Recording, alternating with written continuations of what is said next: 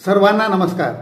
मित्रहो, अकाली मृत्यू, कमी वयामध्ये मृत्यू होणं ही खूप मोठी समस्या आहे. तर याची मुख्य कारणं जी असतात त्याच्यामध्ये पहिल्या क्रमांकाचं कारण आहे हार्ट अटॅक किंवा हृदयाचे आजार. हे मुख्य कारण खूप मृत्यूला कारणीभूत होत आहे. तर याच्यासाठी हे टाळण्याकरता, त्याच्यातून आपला बचाव होण्याकरता कुठल्या हेल्थ टिप्स पाळल्या पाहिजे. एक आपण 20 हेल्थ टिप्स पाहणार आहोत, एक 20 छोटे छोटे नियम पाहणार आहोत. हे खूप मोठे नियम नाही, पण ते पाळल्यामुळं असे होणारे मृत्यू टाळता येतील. म्हणजे काय केलं पाहिजे, काय नाही केलं पाहिजे, हे कोणते नियम आहेत हे आज आपण पाहूया. कारण हार्ट अटॅक याच्याकडं दुर्लक्ष अजिबात करता येत नाही. कारण बऱ्याच वेळेला तर हा त्रास सुरू झाल्यानंतर त्या व्यक्तीला हॉस्पिटलमध्ये किंवा दवाखान्यात जाईपर्यंत सुद्धा वेळ मिळत नाही. रस्त्यातच बऱ्याच जणांचे मृत्यू होतात. म्हणून याच्याकडे अत्यंत काळजीपूर्वक पाहिलं पाहिजे आणि याची होऊ नये म्हणूनच आधी काळजी घेतली पाहिजे. तर त्यासाठी सगळ्यात महत्त्वाचं आपण काही टप्प्यामध्ये पाहणार आहोत हे नियम. तर सगळ्यात महत्त्वाचं आहे, पहिला आपण पाहूया की म्हणजे आहार काय काय पाळलं पाहिजे याच्यामध्ये हार्ट अटॅक येऊ नये म्हणून. तर ब्रेकफास्ट हा नियमित केला पाहिजे, चांगल्या प्रकारचा संतुलित आहार जसा आपण म्हणतो तसं प्रोटीन जास्त असलेला ब्रेकफास्ट हा सकाळी नियमित 8-9च्या आसपास करणं अत्यंत आवश्यक आहे. तसंच फायबर्सयुक्त आहार त्याच्यामध्ये प्रत्येक वेळा खाण्यामध्ये असला पाहिजे, ज्याचा की चोथा होतो. चोथा झाला म्हणजे काय होतं की शरीरातलं कोलेस्ट्रॉल वगैरे कमी व्हायला मदत होते आणि पोट साफ व्हायला पण त्याच्यामुळे मदत होते. म्हणून चोथायुक्त आहार नेहमी घेतला पाहिजे. तसंच डार्क चॉकलेट्स थोड्या प्रमाणामध्ये नियमितपणानं घेणं फायद्याचं ठरतं. तसंच ग्रीन टीमध्ये खूप अँटीऑक्सिडंट्स असतात, ते हृदयाचं प्रोटेक्शन करायला चांगल्या प्रकारे मदत करतात. तसं नॉनव्हेज ज्यांना खायची सवय असेल त्यांच्यासाठी फिश हे सगळ्यात चांगले आहेत, तेही कमी प्रमाणामध्ये घेतले पाहिजेत. तसंच अंड्यामध्ये उकळल्यानंतर त्याचा वरचा पांढरा भाग हा चांगला असतो. जर तुम्ही 2 अंडी खाणार असाल तर दोन्हीचा पांढरा भाग आणि एकाचा पिवळा भाग असा खाल्ला पाहिजे. तसंच नट्स म्हणजे ज्याला आपण ड्राय फ्रूट्स वगैरे म्हणतो किंवा शेंगदाणे, वाटाणे, फुटाणे म्हणजे हे द्विदल जे आहार असतात किंवा अन्नपदार्थ जे आहे याचा प्रमाण जास्त केलं पाहिजे आहारामध्ये.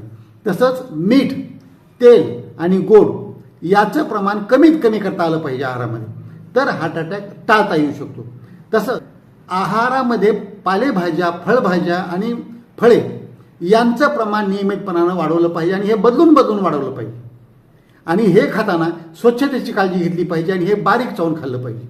एवढे नियम आणि आपल्याला जेवढी भूक आहे त्यापेक्षा थोडंसं कमी खाल्लं पाहिजे, म्हणजे वजन वाढणार नाही याची पण काळजी घेतली पाहिजे. तर रक्तातील सगळे घटक जे आहेत हार्ट अटॅक येण्याला कारणीभूत ठरतात ते वाढणार नाही, ते कंट्रोलमध्ये राहतील आणि हा हृदयाचा आजार किंवा हार्ट अटॅक येणार नाही. हे आहाराबाबत पाळलं पाहिजे. नंबर 2 आहे व्यायामाच्या बाबतीमध्ये. आता व्यायाम नियमित करणं अत्यंत आवश्यकच असतं. तुम्ही कुठल्याही स्वरूपात तुमच्या वयाप्रमाणे, तुमच्या तब्येतीप्रमाणे व्यायाम निवडू शकता. तो पाऊण तास ते 1 तास कंटिन्युअस मध्ये न थांबता तो व्यायाम केला पाहिजे. तो चालण्याचा असेल, भरभर वॉकिंगचा असेल किंवा रनिंगचा असेल किंवा तुम्ही काही जिम्समध्ये किंवा काही योगा आसनं असतील किंवा काही दुसऱ्या ॲक्टिव्हिटीज असतील, जॉगिंग असेल, एरोबिक्स असतील, तर हे ॲक्टिव्हिटी सुरू केल्यानंतर मध्ये थांबलं नाही पाहिजे. थोडी धाप लागली पाहिजे, थोडा घाम आला पाहिजे, अशा प्रकारची एक्सरसाइज झाली पाहिजे. याच्यामध्ये स्ट्रेचिंग एक्सरसाइजेस करू शकता. तसंच पायऱ्या चढणं उतरणं या पण व्यायाम करू शकता. तसंच काही हालचाली तुम्हाला दिवसभर हे व्यायाम केल्यानंतर सुद्धा सतत कुठल्या तरी कामात राहणं आणि सतत काहीतरी शरीराला हालचाल होणं हे पण अत्यंत महत्त्वाचं आहे. म्हणजे जी काही कॅलरीज शरीरामध्ये झालेल्या असतात आपण आहार घेतल्यानंतर त्या लगेच वापरल्या जातील. त्याचं रूपांतर त्या साठल्यानंतर जे चरबीमध्ये होतं आणि ती चरबी बनून साठतं ते होणार नाही. म्हणजे हृदयावर पुन्हा तो लोड येणार नाही. म्हणजे घरकामाला सुद्धा थोडी थोडी मदत केली पाहिजे. लहान कामं तुमच्या ऑफिसची असतील ती पण केली पाहिजे. तसंच वॉकिंग जे आपण सांगितलं आता त्या नियमाप्रमाणे केलं पाहिजे. काही छोटी छोटी वजनं उचलणं ठेवणं तुमच्या तब्येतीप्रमाणे ते पण केलं पाहिजे. एरोबिक्स व्यायाम हा हृदयासाठी खूप चांगला असतो आणि व्यायाम करताना खूपच असं टेन्स एकदम थोडासा स्पीडनं, थोडासा कमी स्पीडनं, वेगानं, थोडा कमी वेगानं अशा प्रकारे तुम्ही करत राहिला तुमच्या तब्येतीला साजेसं तरी पण तो फायद्याचा असतो. म्हणून हा व्यायाम करतानाचे नियम पाळले पाहिजेत. कधीही व्यायाम सुरू केला की सुरुवातीचे 5 ते 7 मिनिट एकदम स्लो वॉर्मअप जसं आपण बॉडीला म्हणतो तशा प्रकारे तो केला पाहिजे. आणि नंतर त्याची स्पीड घेऊन जेव्हा शरीरामध्ये जरा थोडीशी मेटाबॉलिझम चांगल्या लेवलला येतं त्यानंतर मग एकदा स्पीड घेतली की ती स्पीड मध्यम प्रमाणात का असेना किंवा तुमच्या वयाला जी साजेशी आहे ते का असेना ती टिकवली पाहिजे. त्याच्यामध्ये थांबलं नाही पाहिजे, त्याच्यामध्ये गॅप नाही घेतली पाहिजे. हे सगळ्यात महत्त्वाचं आहे. तर आणि नंतर शेवटी याच्यामध्ये हळूहळू कमी केली पाहिजे स्पीड. ही स्पीड कमी करत करत म्हणजे ज्याला आपण कूल डाऊन म्हणतो. आणि व्यायाम संपल्यानंतर एक 10 मिनिट तुम्ही शवासन केलात आरामशीर पडला तर त्याचा फायदा आणखी चांगल्या प्रकारे होत असतो. आता हे झालं व्यायामाबद्दल. आता तिसरा घटक आहे की वजन नियंत्रणात ठेवलं पाहिजे. आता ह्या दोन्हीचाच अर्थ असा येतो की आहार व्यवस्थित घेतला, कमी प्रमाणात घेतला, योग्य तो घेतला, अयोग्य नाही घेतला, काहीही कधीही खायची सवय नाही ठेवली, वेळेवर आपल्या जेवणात तेवढा फक्त खाल्ला आणि व्यायाम पुरेसा केला, नियमित केला तर वजन वाढणार नाही. कारण वजन वाढल्यानंतर काय होतं की जेव्हा वजन जास्त वाढायला लागतं तेव्हा त्याचा लोड डायरेक्ट हृदयावर यायला लागतो. तुमच्या उंचीप्रमाणे जे आपण वजन म्हणतो की नेहमी तुमची उंची ज्या सेंटीमीटरमध्ये असेल, समजा तुमची उंची 165 सेंटीमीटर आहे तर त्याच्यातून 100 वजा करायची म्हणजे जे खाली 65 राहतात ते तुमचं स्टँडर्ड वजन असलं पाहिजे. तर अशा प्रकारे वजन आपलं मेंटेन केलं पाहिजे. आणि जर समजा एखाद्या व्यक्तीची उंची 165 आहे तर त्याचं हृदय जे तयार झालेलं आहे ते 65 किलो वजनाच्या शरीराला रक्तपुरवठा करणारं ते हृदय आहे. आणि जर त्या व्यक्तीचं वजन 75, 80, 85, 90 कडे चाललं म्हणजे 15, 20 किलो, 25 किलो जर ते वाढू लागलं तर त्या हृदयावर तो तेवढा एक्स्ट्रा लोड आहे. रात्रंदिवस त्याला धडकन करावी लागते आणि ते धडधड करताना त्याच्यावरती लोड येऊन करावी लागते. मग ते एखाद्या दिवशी थकून जातं आणि मग हार्ट अटॅक येतो. किंवा वजन वाढल्यामुळे हे वाईट घटक पण वाढतात. हे कोलेस्ट्रॉलसारखे, ट्रायग्लिसराईडसारखे वाईट चरबी रक्तातल्या वाढतात आणि त्या रक्तवाहिन्याच्या आतून पोकळीमध्ये बसून पोकळी त्याची अरुंद करतात, रक्तपुरवठा कमी होतो. जेव्हा हा हृदयाकडचा रक्तपुरवठा कमी होतो तेव्हा हार्ट अटॅक येतो. म्हणून वजन चांगल्या प्रकारे कंट्रोल केलं पाहिजे. हा तिसरा पॉईंट आहे. सेंट्रल ओबेसिटी ज्याला म्हणतात म्हणजे पोट काही जणांचं खूप फुगलेलं असतं, मोठं ढेरी सुटलेली असते, ती सगळ्यात घातक लठ्ठपणा आहे. पूर्ण अंगावर चरबी असणं गोष्ट वेगळी, परंतु फक्त पोट मोठं झालेलं आहे त्याला सेंट्रल ओबेसिटी म्हणतात. तर हे सगळ्यात घातक आहे, त्याच्याकडेही काळजीनं लक्ष दिलं पाहिजे. तसंच विशेषतः म्हणजे दातांची काळजी विशेषतः घेतली पाहिजे. कारण दातामध्ये जर इन्फेक्शन असेल त्या कॅव्हिटीज होतात, काही जणांचे दात किडतात, इन्फेक्शन होतात, हिरड्यामधून रक्त यायला लागतं, असे खूप काही तक्रारी दाताच्या असतील.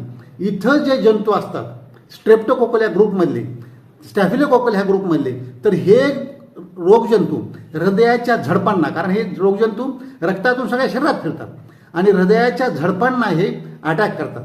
म्हणजे तिथं दोष करतात त्याच्यामध्ये आणि त्यामुळं पण हृदयाला त्रास व्हायला सुरुवात होतो. म्हणून दाताची काळजी घेतली पाहिजे, स्वच्छतेची शरीराच्या पण काळजी घेतली पाहिजे आणि त्याबरोबर मनाच्या स्वच्छतेची पण काळजी घेतली पाहिजे. याच्यानंतरचा चौथा नियम आहे की मानसिकता चांगली ठेवा. हा 4थ्या क्रमांकाला आहे, पण सगळं खरं पाहिलं तर हा सगळ्यात महत्त्वाचा नियम आहे. ज्याची मानसिकता चांगली असते, ज्याला ताणतणाव हाताळता येत असतात, कारण आता या युगामध्ये बाहेरचं सगळं तुमच्या मनाप्रमाणे होणारच नाही, हे लक्षात घेतलं पाहिजे. अहो, एकही व्यक्ती तुम्हाला असा मिळणार नाही की तुमच्या मनाप्रमाणे तो 100% वागेल, असं कोणीच मिळणार नाही. म्हणून आपण त्यासाठी तक्त करून घेण्यामध्ये किंवा मनावर ताण त्याचा येऊ देण्यामध्ये किंवा सगळ्या आपल्या मनासारख्या घटना घडल्या नाही तर त्याचा ताण घेण्यामध्ये अजिबात अर्थ नाही. तर ताणतणाव हे हाताळता आले पाहिजे आणि तुम्ही स्वतःला तुमच्या हातात जे आहे ते अगोदर करा ना. तुमच्या हातात जे आहे ते सोडून इतराकडून अपेक्षा करता म्हणून तुमचा अपेक्षा भंग होतो. तुम्ही स्वतः करा, स्वतःकडे पहा, स्वतःमध्ये जे काय करता येऊ शकते ते जर तुम्ही केलात तर तुमची मानसिकता चांगल्या प्रकारे राहू शकते. त्यासाठी चांगल्या चांगल्या हॉबीज, चांगल्या सवयी पाळा, थोडे हसण्याची सवय ठेवा, मुद्दाम हसा, हास्य क्लब असतात त्याचे मेंबर व्हा वाटलं तर. तसंच काही एखादा पाळीव प्राणी वगैरे घरामध्ये थोडंसं मनाचा विरंगुळा होण्याकरता जसं हॉबीज असतात तसंच ते पण आपण हे करू शकतो. त्याप्रमाणे म्युझिक, संगीत ऐकणं, गाणे गाणं हे पण एक चांगल्या प्रकारची सवय आहे. तसंच तुमचं आनंदाचं, आवडीचं कोणतं काम आहे हे निवडा. कुठली आनंदी वाटणारी प्लेस आहे, जागा आहे ती निवडा आणि ती जास्तीत जास्त त्याच्यामध्ये मिसळण्याचा प्रयत्न करा, त्याच्यात वेळ घालण्याचा प्रयत्न करा. तुमचं वय कुठल्याही स्तराला असो तर नियमितपणानं लैंगिक जे संबंध असतात ते पण तुमच्या प्रकृतीप्रमाणे ते संबंध टिकवले पाहिजेत. त्या संबंधामध्ये आपला आनंद शोधला पाहिजे, ते टाळले नाहीत पाहिजेत. तसंच जर तंबाखूचं कुठलंही व्यसन असेल तर हे व्यसन एकदम बंद केलं पाहिजे. तिथं कमी म्हणायला तिथं जागा नाही. तंबाखू असेल, गुटखा असेल, सिगारेट असेल, हे कुठलंही व्यसन चालत नाही. हार्टसाठी हे एकदम नंबर 1चा धोका आहे. जर दारू प्यायची सवय असेल तर आपण म्हणू कमी दारू प्या, कारण अति मद्यपान हे हृदयाला खराब करते. म्हणून त्याच्याबद्दल ही काळजी घेतली पाहिजे.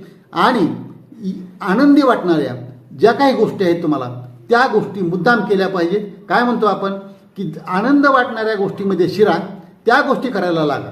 आणि जर आनंद अगोदर वाटत नाही अशी गोष्ट तुमच्या वाट्याला आली, ती करावी लागली, तो जॉब असेल किंवा ते काम असेल किंवा बिझनेस असेल, अशी जर तुमच्या वाट्याला आली तर त्याच्यात आनंद निर्माण करा.